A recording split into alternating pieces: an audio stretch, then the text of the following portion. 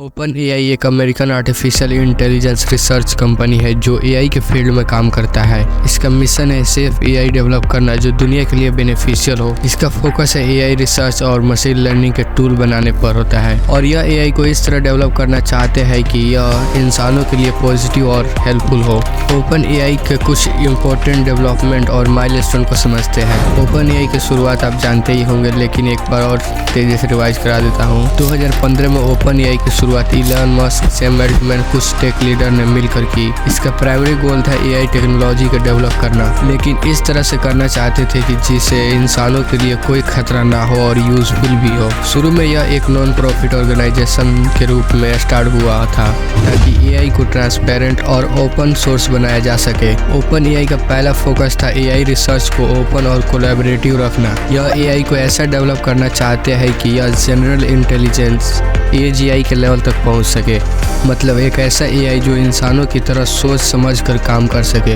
इसका गोल था दुनिया भर में रिसर्च और डेवलपर को इस मिशन में इंक्लूड करना ताकि एआई का मिसयूज ना हो। लगभग 3 साल बाद 2018 में ओपन एआई ने अपना सबसे इम्पोर्टेंट मॉडल जीपीटी को लॉन्च किया। जीपीटी एक एआई मॉडल है जो लार्ज स्केल डाटा पर ट्रेन किया गया है और यह नेचुरल लैंग्वेज के बेसिक पर टेक्स्ट जनरेट कर सकता है, जिसमें ट्रांसफॉर्मर आर्किटेक्चर का यूज किया गया था।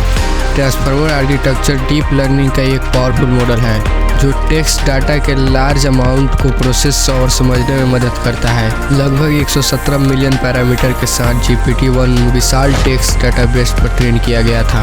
यह लैंग्वेज अंडरस्टैंडिंग और टेक्स्ट जनरेशन में एक नया ब्रेक थ्रू था, क्योंकि यह एआई नेचुरल लैंग्वेज को समझकर कॉन्टेक्स्ट के हिसाब से टेक्स्ट को जनरेट कर रहा था। लेकिन GPT-1 एक इनिशियल मॉडल था, इसलिए इसकी कैपेबिलिटी लिमिटेड थी। फिर भी यह नेचुरल लैंग्वेज जनरेशन के फील्ड में एक इम्पोर्टेंट स्टेप था। GPT-1 ने नेचुरल लैंग्वेज को समझकर और जनरेट करने का पहला एडवांस मॉडल दिया, लेकिन अभी इसमें काफ़ी स्कोप था इम्प्रूवमेंट का। 2019 में ओपन एआई ने GPT-2 लॉन्च किया जो और भी ज़्यादा पावरफुल था। इस मॉडल को पब्लिक के लिए रिलीज करने से पहले काफ़ी डिस्कशन हुआ, क्योंकि यह fake news misleading content generate करने में यूज हो सकता था। GPT-2 सिग्निफाइड अपग्रेड था जिसमें 1.5 बिलियन पैरामीटर थे। यह मॉडल काफ़ी पावरफुल था और कॉम्प्लेक्स टेक्स्ट जनरेट करने में काफ़ी बेटर था। GPT-2 से आप फुल पैराग्राफ और इवन लॉन्ग फॉर्म आर्टिकल लिखवा सकते हैं जो मीनिंगफुल और लॉजिकल लगता है।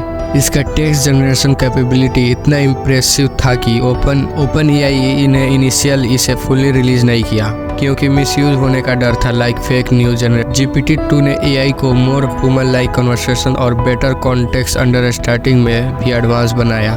GPT-2 ने एआई के टेक्स्ट जनरेशन कैपेबिलिटी को नया लेवल दिया, जहां यह कॉम्प्लेक्स और ह्यूमन लाइक रिस्पॉन्स देना में काफ़ी एडवांस हो गया।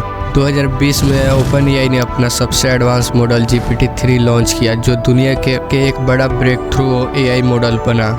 GPT-3 काफ़ी एक्यूरेट और ह्यूमन लाइक कन्वर्सेशन जनरेट करने में कैपेबल है। GPT-3 ने एआई और NLP यानी नेचुरल लैंग्वेज प्रोसेसिंग के फील्ड में एक रिवॉल्यूशन ला दिया। इस मॉडल के पास 175 बिलियन पैरामीटर है जो GPT-2 से कई गुना ज़्यादा है। इसका रिजल्ट यह हुआ कि GPT-3 और भी ज़्यादा एक्यूरेट और ह्यूमन लाइक टेक्स्ट जनरेट करने में कैपेबल हो गया। GPT-3 काफ़ी कॉम्प्लेक्स प्रॉम्प्ट को समझकर और कोड लिखने में लगा, जैसे कि पोएट्री, एसे, ब्लॉग और आर्टिकल, इवन स्टोरी लिखने में मदद कर रहा था। इसका मल्टीटास्किंग कैपेबिलिटी की वजह से यह मॉडल इंडस्ट्री में यूज होने लगा, जैसे कंप्यूटर सर्विस, कंटेंट क्रिएशन और इवन कोडिंग में। GPT-3 ने टेक्स्ट जनरेशन को एक एडवांस लेवल पर पहुंचा दिया, जहां यह एआई मॉडल ज़्यादा मीनिंगफुल और एक्यूरेट कन्वर्सेशन कर सकता है। 2023 में GPT-4 लॉन्च किया जो GPT-3 का एक मेजर अपग्रेड है।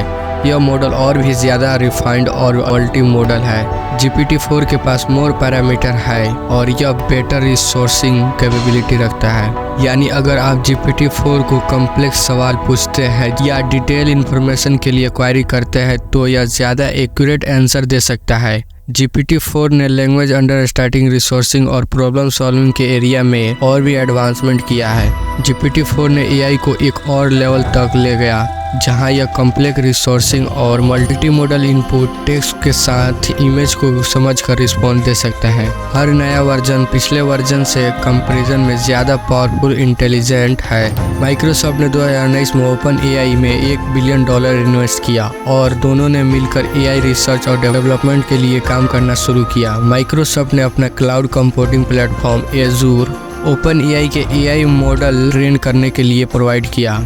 यह पार्टनरशिप ओपन एआई का फ्यूचर एआई मॉडल और एप्लीकेशन को कमर्शलाइज करने में मददगार रहा। ओपन एआई कोड X और डेल E को 2019 में लॉन्च किया गया, जो एआई के जरिए प्रोग्रामिंग और कोडिंग में मदद करता है। यह मॉडल नेचुरल लैंग्वेज इनपुट को समझकर प्रोग्रामिंग कोड लिखता है।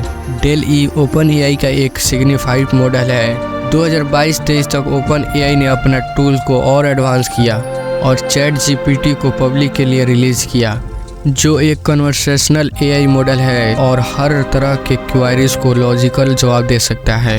ओपन एआई का प्राइमरी फोकस एआई सेफ्टी और इथिक्स पर है, ताकि एआई का मिसयूज ना हो और यह लोगों की ज़िंदगी बेहतर बनाए। ओपन एआई का जर्नी एक नॉन प्रॉफिट रिसर्च ऑर्गेनाइजेशन से लेकर एआई इंडस्ट्री से लीडर तक की रही है। यह कंपनी आर्टिफिशियल इंटेलिजेंस AGI का गोल अचीव करने की कोशिश कर रहा है। जीपीटी मॉडल कोड X और डेल E जैसे इनोवेशन ओपन एआई को ग्लोबल एआई लैंडस्केप का एक मेजर प्लेयर बना दिया है। ओपन एआई ने शुरू में अपने आप को एक नॉन प्रॉफिट ऑर्गेनाइजेशन के रूप में इस्टेब्लिश किया था, जिसका मेन गोल था सेफ और ओपन एआई डेवलप करना। लेकिन जैसे जैसे रिसर्च और डेवलपमेंट में खर्चा बढ़ने लगा, ओपन एआई ने 2019 में अपने स्ट्रक्चर को फॉर प्रॉफिट सब्सिडरी में चेंज किया, जिससे ओपन एआई LP कहते हैं। इसका पर्पस था एआई डेवलपमेंट के लिए फंड रेज करना और इन्वेस्टर को अट्रैक्ट करना, लेकिन इसका साथ ही ओपन एआई का लॉन्ग टर्म गोल ह्यूमैनिटी के लिए बेनिफिशियल एआई बनाने के लिए रहेगा। ओपन एआई का टर्म गोल ह्यूमैनिटी के लिए बेनिफिशियल एआई बनाने के लिए ही रहेगा। तो यह रहा चैट जीपीटी का हिस्ट्री और ओपन एआई का।